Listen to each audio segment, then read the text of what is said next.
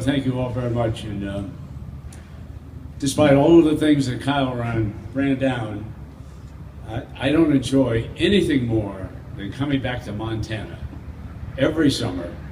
This state has meant so much to me, and also the game of baseball. But we are here because of 8 teams that have advanced to the finals, and I want to congratulate each and every one of the teams.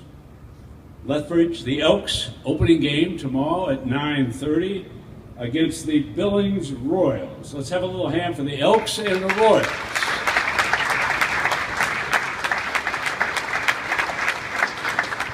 Now, in the same bracket, I noticed this, that the defending champion, the Billings Scarlets, are in that bracket, and the Medicine Hat Monarchs. Let's hear it for the Scarlets and the Monarchs.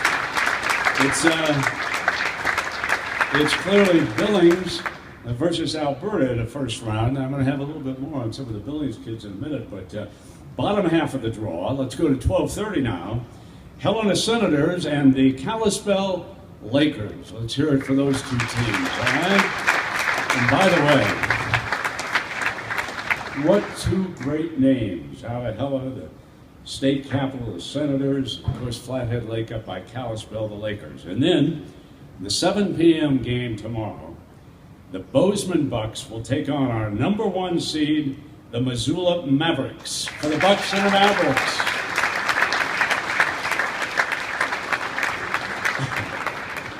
Yeah, I love looking at that 8-team bracket. I've always thought in sports, we have a bracket for basketball, baseball, tennis. I just love it when it gets down to the final 8. So I love your bracket.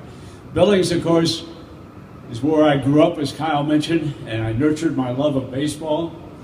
My father, Cease, started Little League Baseball back in the day in Billings, and I can still remember that the one youngster who spent the most time with Cease, raking the infield at Lissa Field, was Dave McNally, one of the all-time great athletes to come out of the state of Montana.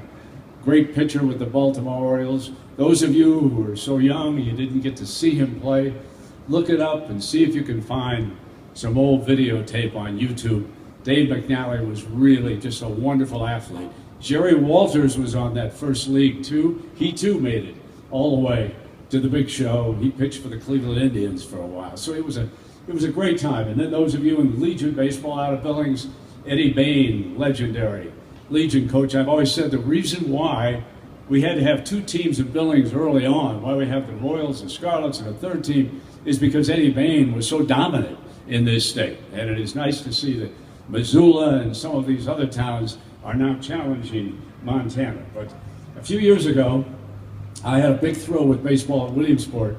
The Billings youngsters advanced to the College World Series, and Williamsport made it all the way to the final, where they took on a very good California team. And I'm wondering, are any of those youngsters still with us in the Legion team in Billings, or have they moved on? Are they older, or is there anybody? Whoever was, stand up for me here, lads. Okay. Stand up now, boys. I want you to honor these young men. Look at this, huh?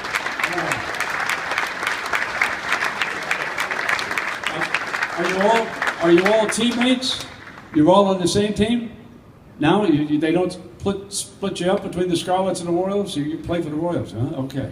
All right. So now we know. Anyway, it's great to see you fellas again.